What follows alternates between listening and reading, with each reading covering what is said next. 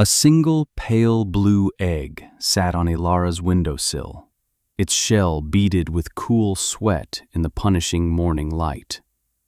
Outside, the world was a study in beige and yellow, the dust so fine it seemed to hang in the air like a permanent haze. The creek bed was a scar of cracked gray mud, and the sun had bleached the very idea of green from the landscape. That small, perfect egg, cool to the touch, was an act of quiet rebellion against the tyranny of the heat. It was, as far as anyone knew, the only fresh egg in the entire county. It was a miracle of shade and water and stubbornness. It was the first dividend of a foolish bargain. 2 months earlier, in the last week of May, when the heat was still a suggestion rather than a sentence, the bargain had been struck. Ilara had gone to the town market for salt and thread, her list short and her coin purse thin. She kept to herself, a habit born of necessity. A young woman, alone, working a patch of land the old-timers called the Devil's Griddle, was an object of pity and suspicion in equal measure. She heard the commotion before she saw it. Jedediah Croft, a man whose pride was as broad as his shoulders, was standing by his wagon with a face like thunder. In the back were crates of chickens, their heads lolling, their feathers dull and listless. They were a miserable sight. "Plague-rotted birds," he boomed to any and all who would listen. "The heat's taken the sense from them. Not a one is laid in a week. They won't eat, they won't drink. I'm done with them." Silas Blackwood, who ran the feed store and held half the town's debt in his ledger, chuckled. "What are they, Croft? Chickens or dust mops?" The small crowd laughed with him. It was the kind of easy, cruel humor that thrived in hard places. "I'm taking them to the pit," Croft said, his jaw tight. "A waste of good shot, but I won't waste another bag of feed on them." Then Ilara heard her own voice, quiet but clear in a brief lull. "I'll take them." Every head turned. The silence that fell was heavier than the building heat. Silas Blackwood's smile became a sneer. "What's that, girl? You want Croft's dying flock?" "If he's throwing them out," she said, looking not at Blackwood but at Croft, whose face was a mixture of anger and shame, "I'll take them off his hands." "They're useless," Croft spat, though with less force than before. "They'll be dead by morning." "Even so," Ilara said, "my land is quiet. It's a good place for resting." The absurdity of it rippled through the onlookers. A woman with barely enough to feed herself taking on 46 useless birds. It was madness. It was charity for the dead. Croft, eager to be rid of his shame, simply waved a hand in dismissal. "Fine, they're yours. Save me the trouble of digging a hole." He wouldn't even help her load the crates into the small rickety cart she borrowed from the livery. The townsfolk watched her, their faces a gallery of scorn and pity. She did the work herself, crate by heavy crate, the birds inside barely stirring. She didn't meet anyone's eyes as she clicked the reins and guided the old mule toward the dusty track that led to her claim. The laughter followed her until the sound was swallowed by the vast, indifferent prairie. She had 46 heat-struck hens, a reputation for foolishness, and the quiet, unshakable feeling that she had just saved something worth saving. The arithmetic was simple and brutal. 46 new mouths to feed, with no promise of return. The land Ilara had inherited was 5 acres of defiance. It had a shallow layer of topsoil that gave way to hard-pan clay, and the creek that marked its western border was only reliable in a wet spring. Its one virtue, the feature that had made it unsellable to ranchers and farmers alike, was a deep, shaded ravine that cut through its northern corner. A geological scar lined with stubborn, scraggly oaks and deep-rooted scrub. The town saw it as wasted space, a dangerous ditch. Ilara saw it as a shadow, a refuge from the relentless sun. It was here she brought the chickens. One by one, she lifted the limp birds from their crates and set them down on the cool, damp earth under the thickest part of the canopy. They didn't run.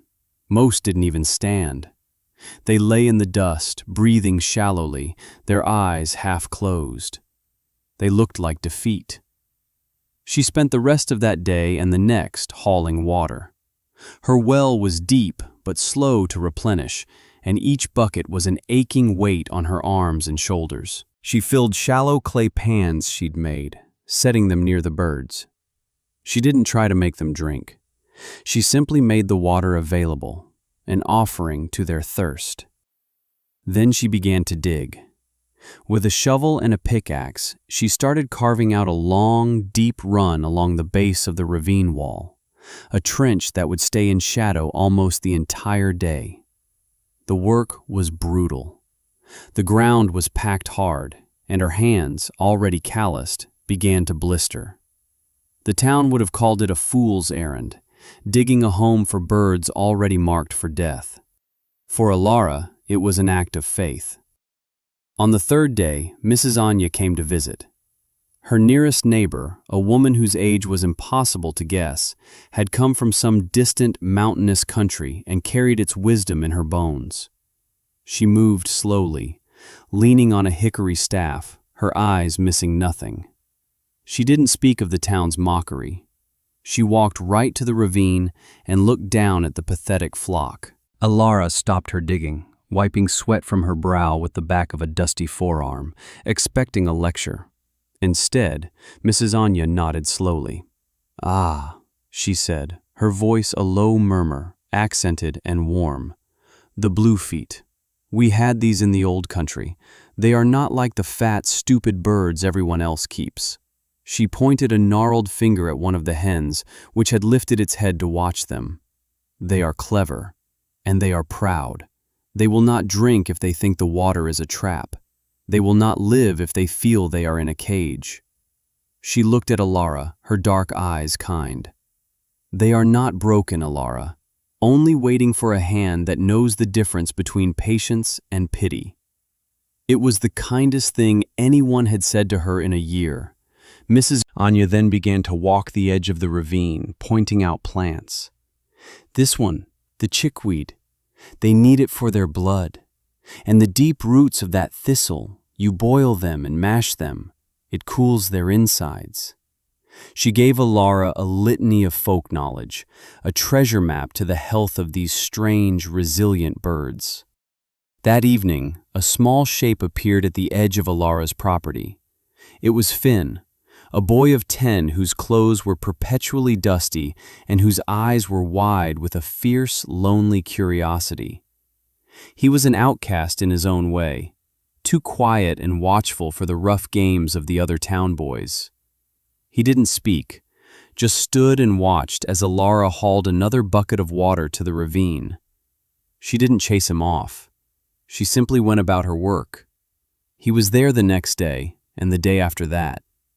He watched her dig the run, line it with cool sand from the dry creek bed, and mix the mash of boiled thistle root and chopped chickweed Mrs. Anya had prescribed. He saw one hen, then two, then a half dozen, tentatively stand and walk to the water pans to drink.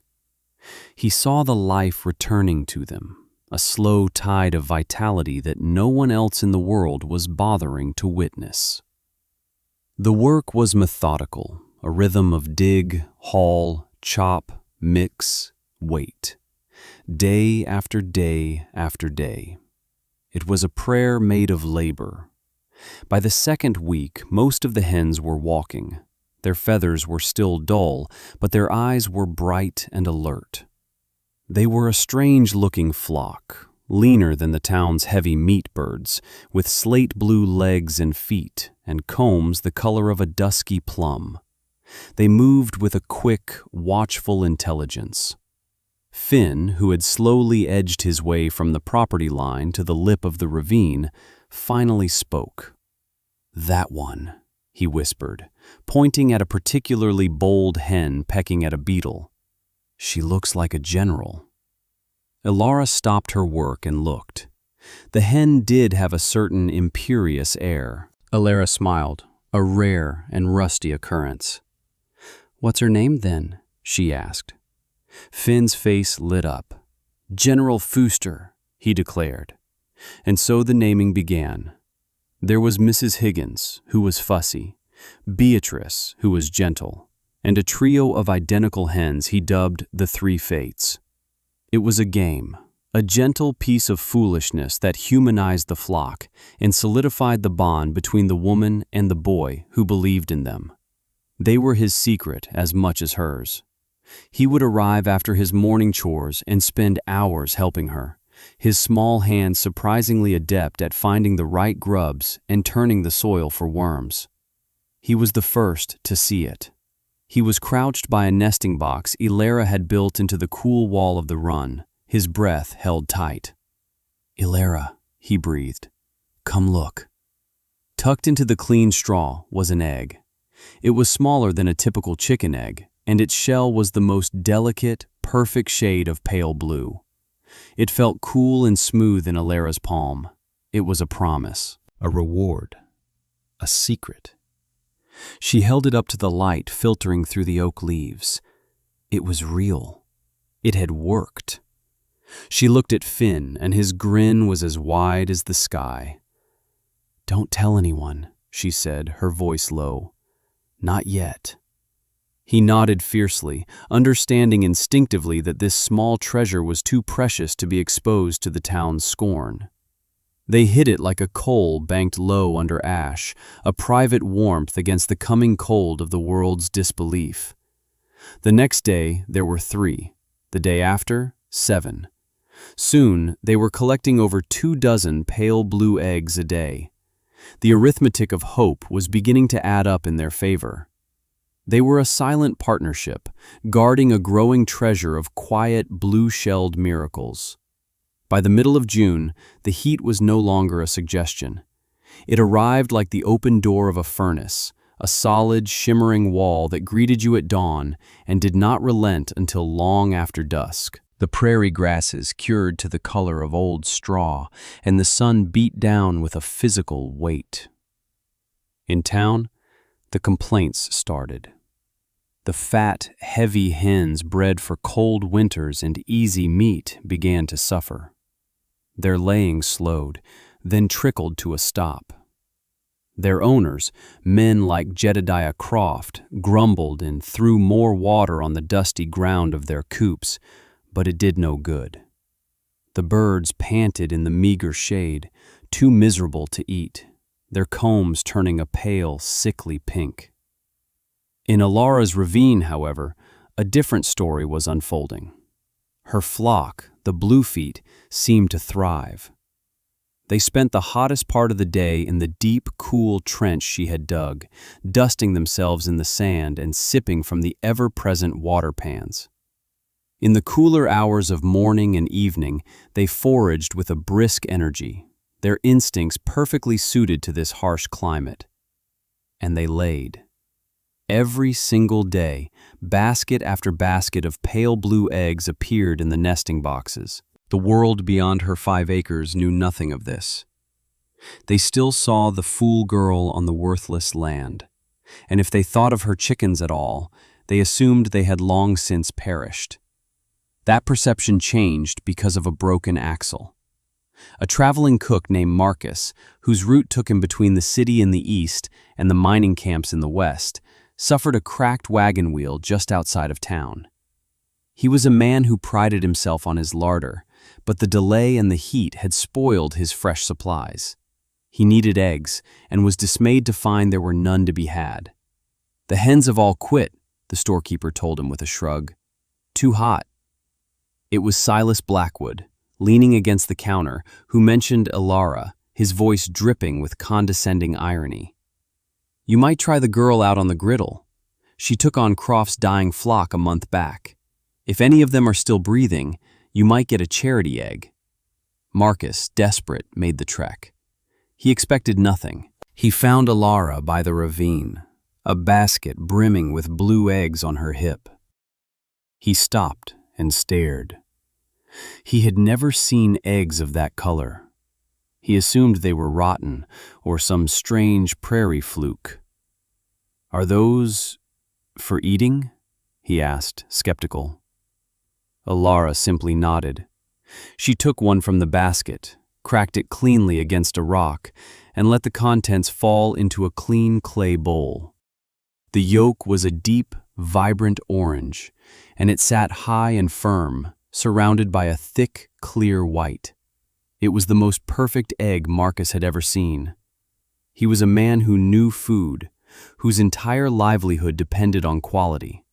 He was instantly converted. "I'll buy them," he said, his voice hushed with reverence. "I'll buy every last one you have." Alara, who had expected to barter a few for flour, was taken aback.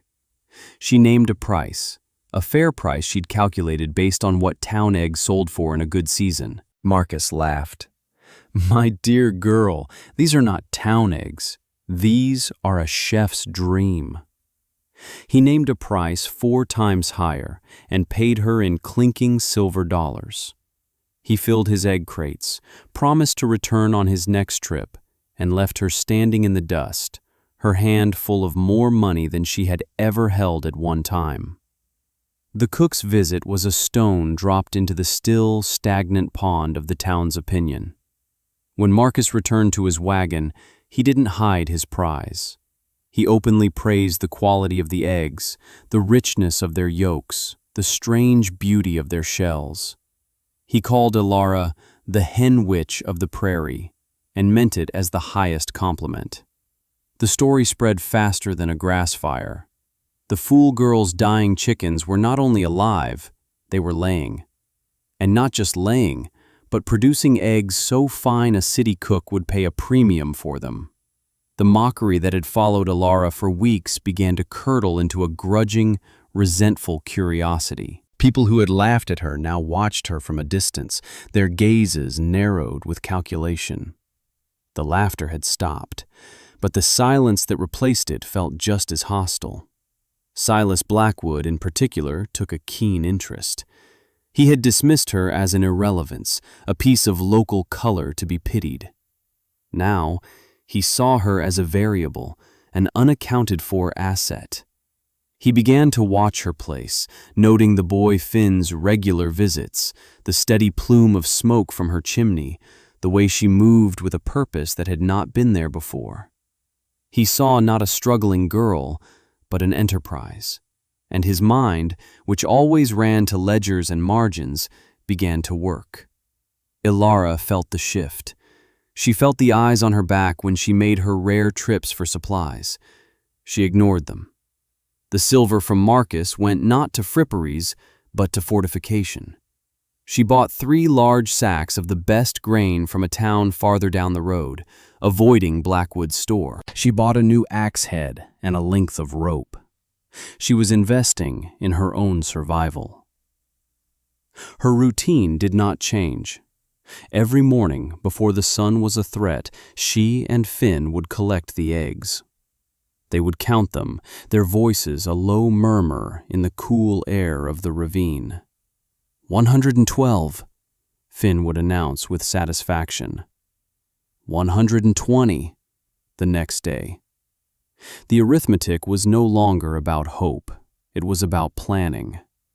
She calculated how much feed the hens consumed against how many eggs they produced. She measured the water level in her well daily, understanding that it was her most precious resource.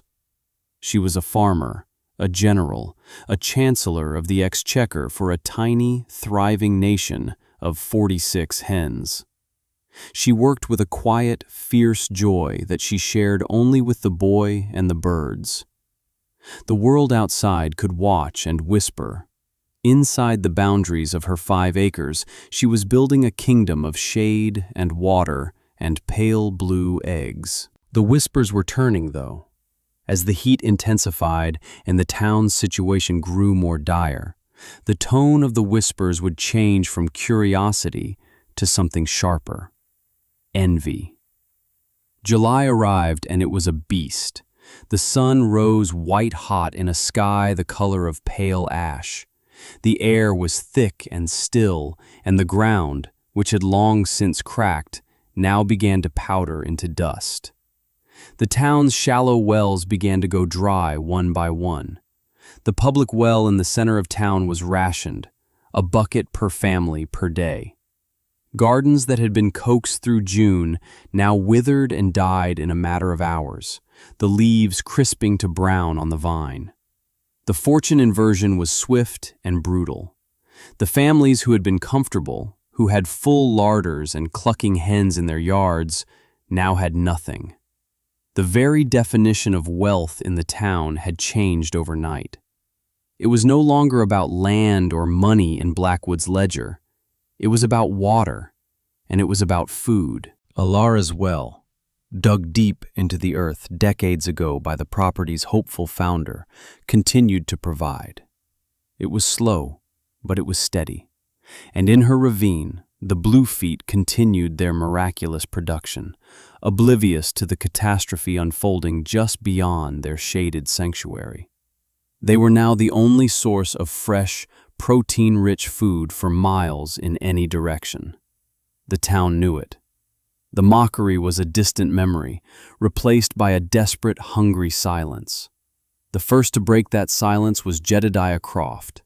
He appeared at her gate one evening, his broad shoulders slumped, his face etched with a shame so deep it was painful to witness. He held his hat in his hands, turning it over and over. He was the man who had given her the hens, who had called them useless and left her to haul them away alone. He didn't meet her eyes. He stared at the dust by his boots. "Miss Ilara," he began, his voice thick. "My wife, the children, they haven't had a proper meal in days. The last of the salted meat is gone." He finally looked up, his eyes pleading. "I know I have no right to ask, none at all, but I was wondering if I might buy back a few of those eggs." The moment hung in the air, heavy and fragile. Here was her vindication. Here was the chance for retribution, for a sharp and satisfying "I told you so." She could have turned him away. She could have named a punishing price that would have stripped him of his last shred of dignity. The entire town would have understood. Some would have applauded. She looked at his cracked, calloused hands, the worry etched into his face, and she did not see the man who had scorned her. She saw a father worried for his children. She thought of the arithmetic of survival and how quickly it could turn against anyone. She went to the small, cool sod cellar where she kept the eggs packed in damp sand and returned with a small basket. In it were 6 pale blue eggs. She handed the basket to him. "The price is what the cook pays," she said, her voice steady and even. "But you can pay me when the rains come and you're back on your feet." Jedediah Croft stared at the basket, then at her, his face crumbling with a relief so profound it looked like pain. He couldn't speak. He just nodded, turned, and walked away, cradling the basket like it held the crown jewels. This act, more than the cook's silver or the hen's survival, was what truly turned the town. The story of her quiet generosity spread as quickly as the story of her success had. It was one thing to have a stroke of luck. It was another thing entirely to have a stroke of grace.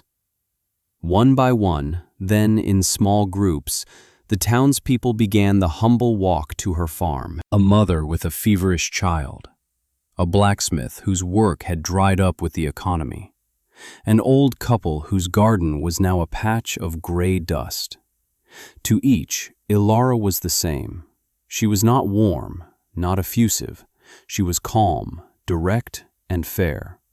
She listened to their troubles, looked into their eyes, and conducted her business with a quiet dignity that commanded respect. She sold her eggs at the cook's price, A high price, but a fair one for the only food available. For those who could not pay, she extended credit, marking their names and amounts in a small ledger. She refused to barter for family heirlooms or tools, things people offered in their desperation. "Your credit is your word," she would say. "Pay me when you can." She was feeding the very people who had laughed at her, and in doing so, she was binding them to her not with debt, but with a reluctant gratitude that was slowly blossoming into genuine respect. They had called her the Fool Girl. Now, in hushed tones, they were starting to call her their lifeline. Her quiet authority grew with every transaction, every basket of blue eggs that left her farm to feed a hungry family. She was no longer just a woman alone. She was becoming the heart of the town's survival. This shift did not go unnoticed by Silas Blackwood. Where the townspeople saw salvation, he saw a monopoly.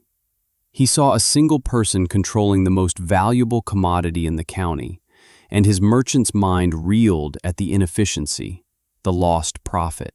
Her generosity was, to him, a foolish waste of a priceless advantage. He decided it was time to consolidate the asset. He rode out to her farm one blistering afternoon, his horse looking sleek and well-fed, a stark contrast to the gaunt livestock elsewhere. He dismounted and approached her not with the sneer she remembered, but with a smile of such false warmth it was colder than a winter wind. "Miss Ilara," he said, his voice smooth as oiled leather, "the whole town is talking about your miracle. It's a remarkable thing you've done, truly remarkable." She stood by the gate, her hands resting on the weathered wood, her expression unreadable. She did not invite him in. She simply waited. "But it must be such a burden," he continued, his tone dripping with manufactured concern. "A young woman, all alone, trying to manage such a demanding enterprise. Dealing with all these people, keeping track of credit. It's too much for one person." He leaned in, lowering his voice as if sharing a secret.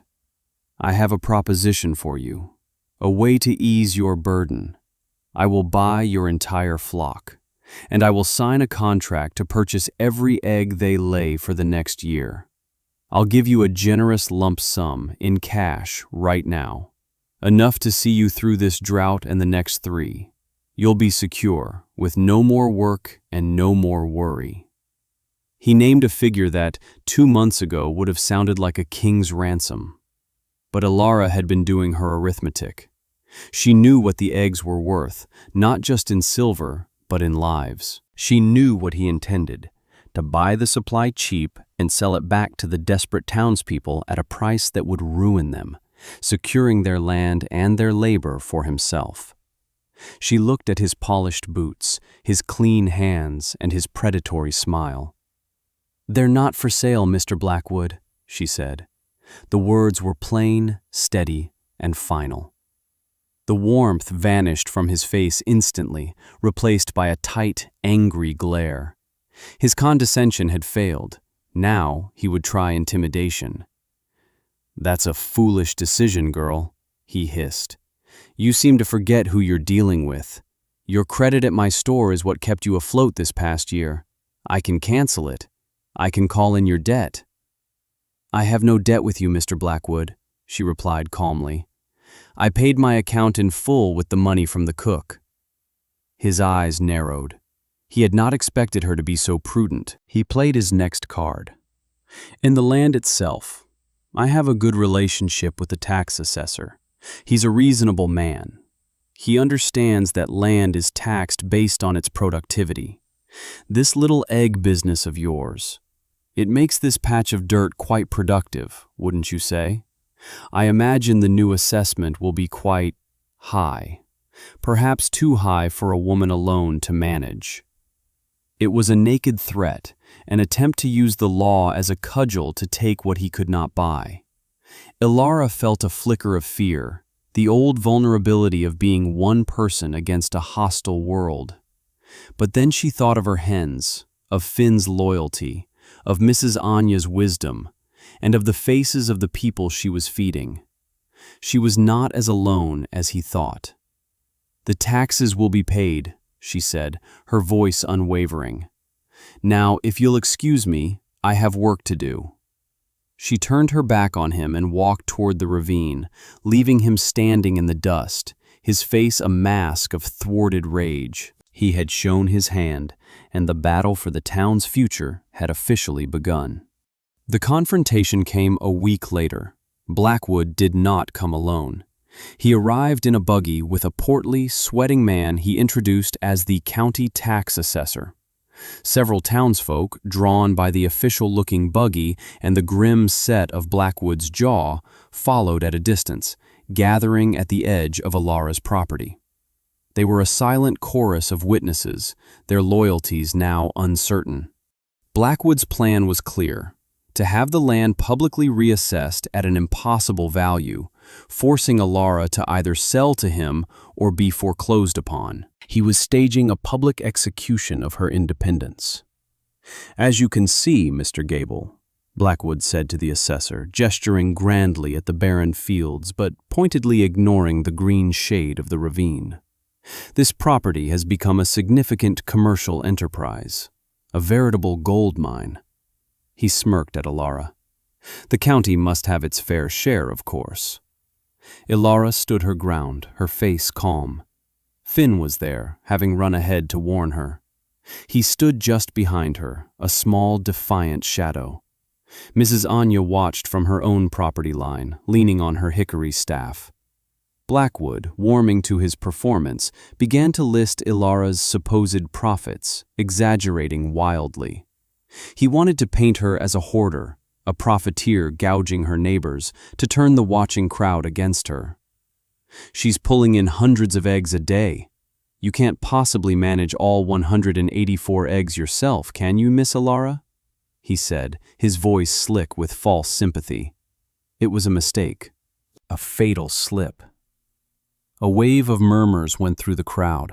Alara's face remained impassive, but inside, a lock clicked into place. The egg count was her most closely guarded secret, shared only with Finn. It changed daily. 184 had been the exact count from the day before yesterday. He could only have known that if he had been sneaking onto her land, spying on her, counting her assets like a thief. Before she could speak, a new sound cut through the tension, the rumble of a heavy wagon and the steady clop of draft horses. All heads turned. It was Marcus, the traveling cook, his wagon repaired and looking grander than before. He pulled up right beside the nervous assembly, a broad smile on his face. He seemed oblivious to the drama, or perhaps he chose to ignore it. "Alara, my girl," he boomed, hopping down. "Right on time, just as I promised." He strode past the stunned Blackwood and handed Alara a heavy coin purse. Payment for the last shipment and the deposit for the next. He then turned, reaching into his wagon and pulling out a rolled-up document. He unfurled it with a flourish. "And here's the contract we discussed, all signed and sealed by the magistrate in Capital City." He addressed the crowd as much as Alara. "A standing order for the kitchens of the governor's hotel, 200 eggs a day for the next 6 months, a premium price for a premium product." The gasps from the crowd were audible. The tax assessor's jaw dropped. Blackwood's face went from ruddy to pale in a heartbeat. His scheme to isolate and intimidate her had just collided with a reality he had never imagined, that her world, her enterprise, was bigger than his small town and his petty tyrannies. Alara looked at Blackwood, her gaze level and clear. "How did you know the count, Mr. Blackwood?" she asked, her voice quiet but carrying in the sudden silence. He had no answer. His own greed had exposed him in front of the very people he sought to control. The game was over. Silas Blackwood, stripped of his authority and exposed as a greedy bully, sputtered a few denials before retreating to his buggy, the tax assessor scurrying in after him. He drove away in a cloud of dust and humiliation, his power over the town broken. He had built his influence on the perception of his wealth and the reality of other people's debt. Ilara had just proven that there were other currencies in the world: hard work, foresight, and a reputation for quality that reached farther than he could have imagined. The moment the buggy was gone, the tension broke. The crowd of onlookers did not cheer, but a collective sigh of relief went through them. They looked at Ilara with new eyes, not just as a provider, but as a protector. They had witnessed a quiet, stubborn woman face down the most powerful man in town and win not with threats or force, but with quiet competence and an unexpected ally. The resolution was not loud, but it was deep and lasting. The next morning, Jedediah Croft appeared at her gate, this time with his 2 teenage sons and a set of shovels. "We've come to work off our debt," he said, his voice clear and proud. "That ravine looks like it could be wider." Soon, others followed.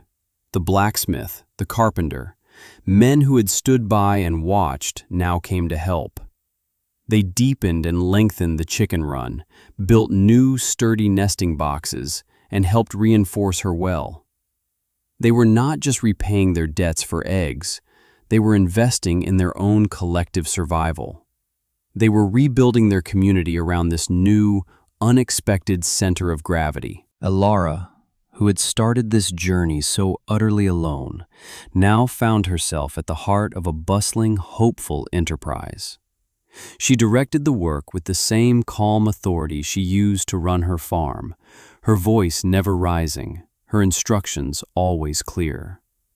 Finn stayed by her side, a proud lieutenant. The rains came in late August, a soft, steady shower at first, then a ground-soaking downpour that broke the fever of the land. The creek began to run again, and a faint blush of green returned to the prairie. The town's wells filled. The immediate crisis was over, but the lesson had been learned. The town no longer looked at a fat, lazy hen as a sign of prosperity. They now understood the value of resilience.